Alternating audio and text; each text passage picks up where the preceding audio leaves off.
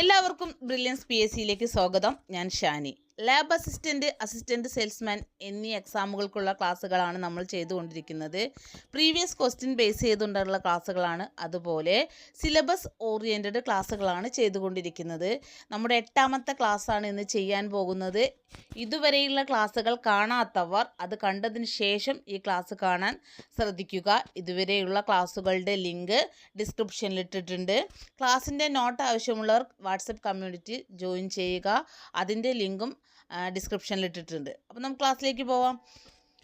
കഴിഞ്ഞ ക്ലാസ്സിൽ നമ്മൾ കേരളത്തിലെ നദികളായ പെരിയാറിനെ കുറിച്ചും ഭാരതപ്പുഴയെക്കുറിച്ചും വളരെ ഡീറ്റെയിൽഡ് ആയിട്ട് തന്നെ ഞാൻ പറഞ്ഞിട്ടുണ്ട്.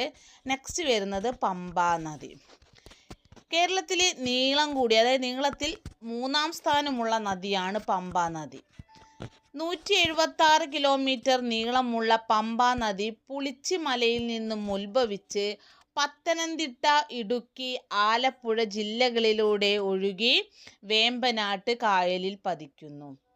176 കിലോമീറ്റർ നീളമുള്ള പമ്പാ നദി പത്തനംതിട്ട, ഇടുക്കി, ആലപ്പുഴ ജില്ലകളിലൂടെ ഒഴുകി വേമ്പനാട്ട് കായലിൽ പതിക്കുന്നു.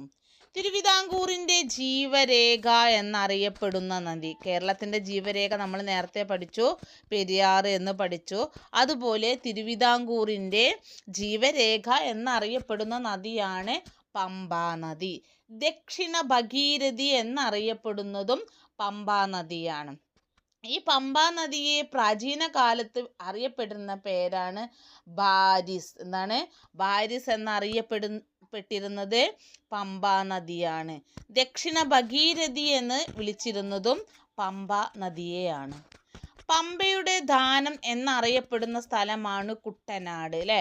ആലപ്പുഴ ജില്ലയിലെ കുട്ടനാട്. കുട്ടനാടിൻ്റെ പ്രത്യേകത എല്ലാവർക്കും അറിയാം. സമുദ്രനിരപ്പിൽ നിന്നും താഴ്ന്നു കിടക്കുന്ന ഒരു പ്രദേശമാണ് കുട്ടനാട്. അപ്പോൾ പമ്പയുടെ ദാനം എന്നാണ് എന്തിനെ വിശേഷിപ്പിക്കുന്നത്? കുട്ടനാടിനെ വിശേഷിപ്പിക്കുന്നത്. പമ്പയുടെ പ്രധാന പോഷക നദികളാണ് മണിമലയാർ, അച്ചൻകോവിലാർ, കക്കിയാർ, കല്ലാർ, അഴുതാർ. ഇവിടെ അഴുകാർ എന്നാണ്, പക്ഷെ അഴുതാർ എന്നാണ് കേട്ടോ. അപ്പോൾ പമ്പയുടെ പ്രധാന പോഷക നദികളാണ് അച്ചൻകോവിലാർ, കക്കിയാർ, കല്ലാർ, അഴുതാർ. അച്ചൻകോവിലാർ പമ്പാ നദിയിൽ ചേരുന്ന സ്ഥലം വീയപുരം. വീയപുരത്ത് വെച്ചിട്ടാണ് അച്ചൻകോവിലാർ പമ്പാ നദിയിലേക്ക് ചേരുന്നത്. അതുപോലെ പന്തളം പട്ടണത്തെ ചുറ്റി ഒഴുകുന്ന നദിയും അച്ചൻകോവിലാറാണ്. പന്തളം പട്ടണത്തെ ചുറ്റി ഒഴുകുന്ന നദി അച്ചൻകോവിലാർ. അച്ചൻകോവിലാർ പമ്പാ നദിയിൽ പ്രവേശിക്കുന്നത് വീയപുരത്ത് വെച്ചാണ്. ഏഷ്യയിലെ ഏറ്റവും വലിയ ക്രിസ്തുമത സമ്മേളനമായ മരാമൺ കൺവെൻഷൻ നടക്കുന്നത് പമ്പാ നദിയുടെ തീരത്താണ്. ഏഷ്യയിലെ ഏറ്റവും വലിയ ക്രിസ്തുമത സമ്മേളനമായ മരാമൺ കൺവെൻഷൻ നടക്കുന്നതും പമ്പാ നദിയുടെ തീരത്താണ്. അതുപോലെ ഏറ്റവും വലിയ ഹിന്ദുമത സമ്മേളനമായ ചെറുകോൽപ്പുഴ സമ്മേളനം നടക്കുന്നതും എവിടെയാണ്? പമ്പാ നദിയുടെ തീരത്താണ്. ചെറുകോൽപ്പുഴ ഹിന്ദു മഹാസമ്മേളനം നടക്കുന്ന നദീതീരം പമ്പാ നദിയുടെ തീരത്താണ്. പമ്പാ നദിയിലുള്ള വെള്ളച്ചാട്ടമാണ് പെരുന്തേനരുവി വെള്ളച്ചാട്ടം. പെരുന്തേനരുവി വെള്ളച്ചാട്ടം സ്ഥിതി ചെയ്യുന്നത് പമ്പാ നദിയിലാണ്. അത് പത്തനംതിട്ട ജില്ലയിലാണ്. പെരുന്തേനരുവി വെള്ളച്ചാട്ടം പത്തനംതിട്ട ജില്ലയിലുള്ള ഒരു വെള്ളച്ചാട്ടമാണ്. ഈ വെള്ളച്ചാട്ടം സ്ഥിതി ചെയ്യുന്നത് പമ്പാ നദിയിലാണ്. നാഷണൽ റിവർ കൺസർവേഷൻ പ്ലാൻ പ്രകാരം പമ്പാ നദിയെ മാലിന്യവിമുക്തമാക്കാൻ കേന്ദ്ര സർക്കാർ ആരംഭിച്ച പദ്ധതിയാണ് Pamba action plan. National reserve conservation plan പ്രകാരം പമ്പാ നദിയെ മാലിന്യവിമുക്തമാക്കാൻ കേന്ദ്ര സർക്കാർ ആരംഭിച്ച പദ്ധതിയാണ് പമ്പ ആക്ഷൻ പ്ലാൻ. പമ്പാ നദിയിൽ സ്ഥിതി ചെയ്യുന്ന പ്രധാന ഡാമുകളാണ് Sabari dam, Kakkad dam. Sabari dam, Kakkad dam, 2 ഡാമുകളാണ് പമ്പാ നദിയിലുള്ളത്. ഒന്ന് ശബരി ഡാം, ഒന്ന് കക്കാട് ഡാം.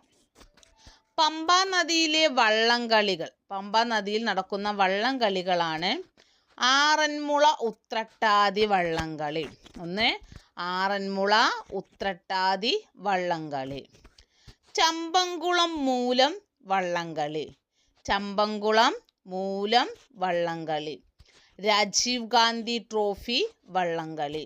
രാജീവ് ഗാന്ധി ട്രോഫി വള്ളംകളി. ഉത്രാടം തിരുനാൾ വള്ളംകളി.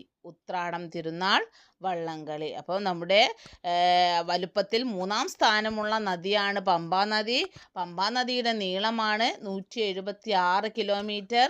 പമ്പാ നദി ഉത്ഭവിക്കുന്നത് പുളിച്ചിമലയിൽ നിന്നാണ്. നമുക്ക് പമ്പാ നദിയുടെ പതനസ്ഥാനം വേമ്പനാട്ട് കായലാണ് അല്ലേ. അപ്പോൾ പുളിച്ചിയായ പമ്പ വേമ്പനാട്ട് കായലിൽ പതിക്കുന്ന നമുക്ക് ഓർത്ത് വയ്ക്കുക. പിന്നെ ഏറ്റവും എളുപ്പത്തിൽ ഓർത്ത് വയ്ക്കാനുള്ള ഒരു മാർഗ്ഗമാണ് എന്ത്, പമ്പ വേമ്പ. പമ്പ വേമ്പ നമുക്ക് ഓർത്ത് വയ്ക്കുക. എപ്പോഴും ചോദിക്കുന്നതാണ് പതിക്കുന്നതൊക്കെ അല്ലേ. അതുപോലെ തന്നെ വേമ്പനാട്ട് കായലിൽ പതിക്കുന്ന മറ്റൊരു നദിയുണ്ട്. ഏതാണ്? പെരിയാർ. പെരിയാർ എവിടെ തന്നെയാണ് പതിക്കുന്നത്? വേമ്പനാട്ട് കായലിലാണ് പെരിയാർ പതിക്കുന്നത്. നെക്സ്റ്റ് വരുന്നത് ചാലിയാർ.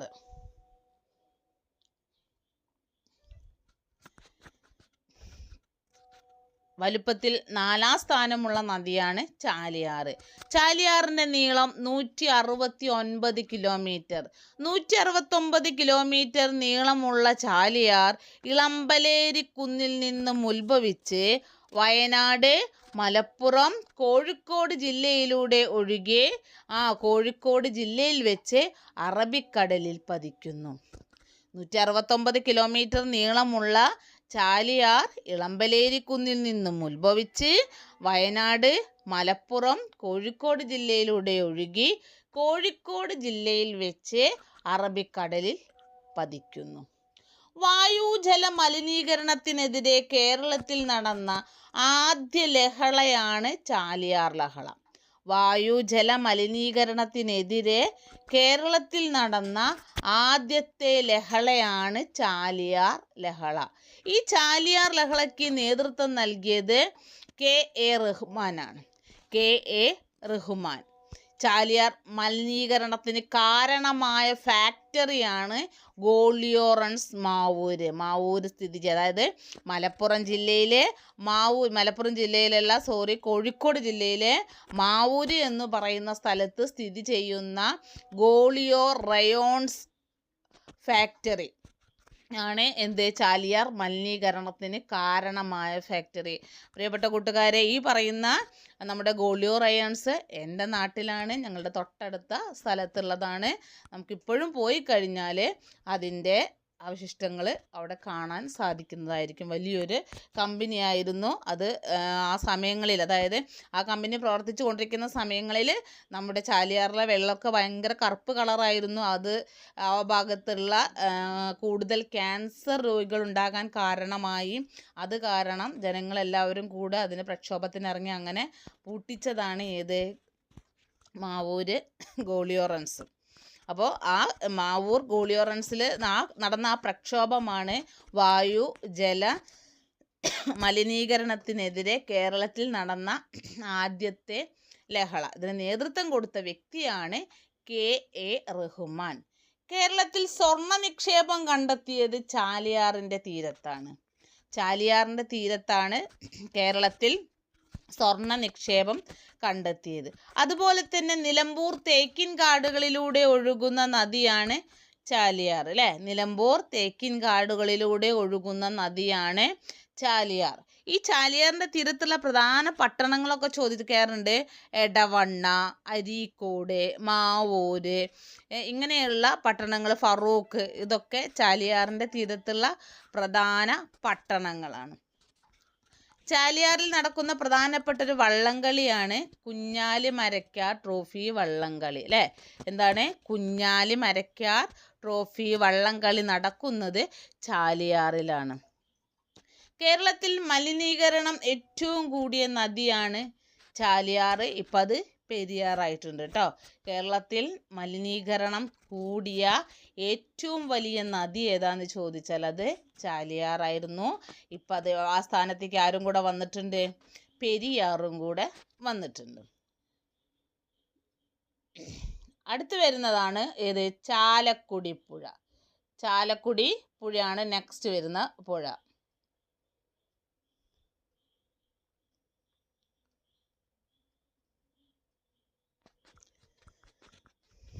ചാലക്കുടി പുഴ 145 കിലോമീറ്റർ നീളമുള്ള ചാലക്കുടി പുഴ ആനമലയിൽ നിന്നും ഉത്ഭവിച്ച് പാലക്കാട്, തൃശ്ശൂർ, എറണാകുളം ജില്ലയിലൂടെ ഒഴുകുന്നു. 145 കിലോമീറ്റർ നീളമുള്ള ചാലക്കുടി പുഴ ആനമലയിൽ നിന്നും ഉത്ഭവിച്ച് പാലക്കാട്, തൃശ്ശൂർ, എറണാകുളം ജില്ലയിലൂടെ ഒഴുകി വേമ്പനാട്ട് കായലിൽ തന്നെയാണ് ചാലക്കുടി പുഴ പതിക്കുന്നത്. ജൈവ വൈവിധ്യം ഏറ്റവും കൂടുതലുള്ള നദിയാണ് ചാലക്കുടി പുഴ. ജൈവ വൈവിധ്യം ഏറ്റവും കൂടുതലുള്ള നദി ചാലക്കുടി പുഴയാണ്. അതുപോലെ കേരളത്തിലെ ഏറ്റവും കൂടുതൽ മത്സ്യസമ്പത്തുള്ള നദിയും ചാലക്കുടി പുഴയാണ്. കേരളത്തിൽ ഏറ്റവും കൂടുതൽ മത്സ്യസമ്പത്തുള്ള നദി ചാലക്കുടി പുഴയാണ്. ആതിരപ്പള്ളി, വാഴച്ചാൽ വെള്ളച്ചാട്ടങ്ങൾ സ്ഥിതി ചെയ്യുന്നത് ചാലക്കുടി പുഴയാണ് അല്ലേ. ആതിരപ്പള്ളി, വാഴച്ചാൽ വെള്ളച്ചാട്ടങ്ങൾ സ്ഥിതി ചെയ്യുന്നത് ചാലക്കുടി പുഴയിലാണ്. പെരിങ്ങൽകൂത്ത് ഷോളയാർ ജലവൈദ്യുത പദ്ധതി സ്ഥാപിച്ചിരിക്കുന്നതും ചാലക്കുടി പുഴയിലാണ്. പെരിങ്ങൽകുത്ത് ഷോളയാർ ജലവൈദ്യുത പദ്ധതി സ്ഥാപിച്ചിരിക്കുന്നത് ചാലക്കുടി പുഴയിലാണ്. അതുപോലെ നമ്മുടെ കേരളത്തിലെ ഏറ്റവും വലിയ വെള്ളച്ചാട്ടമാണ് ഏത്? ആതിരപ്പള്ളി വെള്ളച്ചാട്ടം എന്ന് പറയുന്നത് കേരളത്തിലെ ഏറ്റവും വലിയ വെള്ളച്ചാട്ടമാണ്. ജലസേചനത്തിനായി ചാലക്കുടി പുഴയിൽ നിർമ്മിച്ചിരിക്കുന്ന ഡാമാണ് തുമ്പൂർ മൊഴി ഡാം. ജലസേചനത്തിനായി ചാലക്കുടി പുഴയിൽ നിർമ്മിച്ചിരിക്കുന്ന ഡാമാണ് തുമ്പൂർ മൊഴി ഡാം. കേരളത്തിലെ ഏക ഓക്സ്ബോ തടാകം. കേരളത്തിലെ ഏക ഓക്സ്ബോ തടാകമാണ് വൈന്തല തടാകം. അത് സ്ഥിതി ചെയ്യുന്നതും ചാലക്കുടി പുഴയിലാണ്. ഓക്സ്ബോ തടാകം എന്ന് പറഞ്ഞാൽ എല്ലാവർക്കും അറിയാലോ അല്ലേ. പുഴ ഇങ്ങനെ നേരെ ഒഴുകുന്ന സമയത്ത് ചിലപ്പം പുഴയൊക്കെ വളഞ്ഞൊഴുകും, അവസാദങ്ങളൊക്കെ അടിഞ്ഞു കൂടിയിട്ട് അങ്ങനെ വളഞ്ഞൊഴുകി കഴിഞ്ഞതിന് ശേഷം ആ ഭാഗം പുഴയിൽ നിന്നും വേറിട്ട് വേറൊരു ഭാഗമായിട്ട് തന്നെ നിൽക്കും. ഇങ്ങനെയുള്ള തടാകങ്ങളെയാണ് എന്തു പറയുന്നത്? ഓക്സ്ബോ തടാകം എന്ന് പറയുന്നത്. ചാലക്കുടി പുഴ പെരിയാറുമായി കൂടിച്ചേരുന്ന സ്ഥലമാണ് പുത്തൻ മാവേലിക്കര. എറണാകുളം ജില്ലയിലെ പുത്തൻ മാവേലിക്കരയിലാണ് ചാലക്കുടി പുഴ പെരിയാറുമായിട്ട് കൂടിച്ചേരുന്ന സ്ഥലം എന്ന് പറയുന്നത് പുത്തൻ മാവേലിക്കരയാണ്. അപ്പം നമ്മൾ 5 പ്രധാനപ്പെട്ട 5 നദികളെ കുറിച്ചാണ് ഈ ക്ലാസ്സിൽ ഇന്നലെയും ഇന്നുമായിട്ട് പറഞ്ഞുകൊണ്ടിരിക്കുന്നത്. പെരിയാറിനെ കുറിച്ച് പറഞ്ഞു, ഭാരതപ്പുഴയെക്കുറിച്ച് പറഞ്ഞു, പമ്പ, ചാലിയാറ്, ചാലക്കുടി പുഴ, ഇങ്ങനെ 5 പ്രധാനപ്പെട്ട നദികളെക്കുറിച്ച് നമ്മൾ പറഞ്ഞു. അതിൽ ആനമലയിൽ നിന്ന് ഉത്ഭവിക്കുന്ന 2 നദികളാണ് ഏതൊക്കെ? ചാലക്കുടി പുഴയും ഭാരതപ്പുഴയിലെ. ചാലക്കുടി പുഴയും ഭാരതപ്പുഴയും ആനമലയിൽ നിന്നാണ് ഉത്ഭവിക്കുന്നത്. അപ്പോൾ ഈ ഒരു ഭാഗത്ത് നിന്ന് നിങ്ങൾക്ക് എന്തായാലും ഒരു ക്വസ്റ്റ്യൻ പ്രതീക്ഷിക്കാം. വളരെ ഒരുവിധപ്പെട്ട എല്ലാ കാര്യങ്ങളും നമ്മൾ ഈ ക്ലാസ്സിൽ ഡിസ്കസ് ചെയ്തിട്ടുണ്ട്. അപ്പോൾ എല്ലാവരും ക്ലാസ്സുകൾ നന്നായിട്ട് കാണുക, സബ്സ്ക്രൈബ് ചെയ്തുകൊണ്ട് തന്നെ കാണുക. എല്ലാവർക്കും നന്ദി.